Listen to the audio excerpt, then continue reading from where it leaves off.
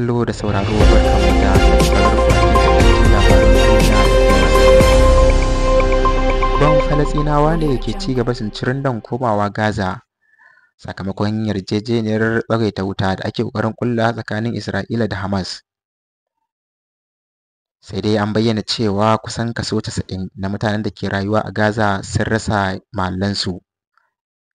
A gobe Lahadi ne ake sa ran za a gudanar da zaben shugaban ƙasa a jamhuriyar Kamaru, inda 'yan takarkaru da dama ne za su fafata, a ciki har da shugaban ƙasa mai ci a yanzu wato Paul Biya, mai shekaru 92 kuma wanda ya shafe shekaru 43 yana mulkar ƙasar.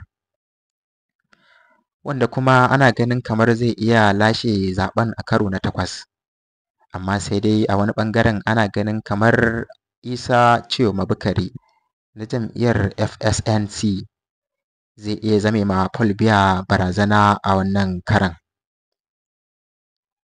To a ɓangaren wasanni za ku ji cewa tawagar ƙungiyar ƙwallon ƙafa ta Najeriya wato Super Eagles ta doke ƙungiyar ƙwallon ƙafa ta Lesotho a ci gaba da fafata wasan neman gurbin buga gasar cin kofin duniya ta shekarar 2026 da za a gudanar a ƙasar Amerika da kuma Mexico da Canada.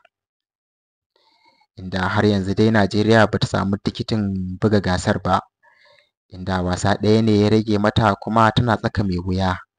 Wasanta da jamhuriyar Benin mai rike da teburin rukunin ta ɗaya da maki 17, inda South Africa take ta biyu da maki 15. Najeriya tana matsayi na 3 da maki 14.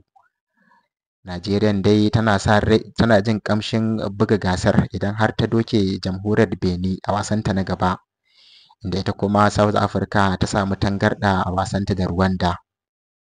To ƙarshen labaran kenan, tare da ni Ibrahim Habibu, da fatan za ku ci gaba da kasancewa a tashar mu ta YouTube da kuma TikTok TV.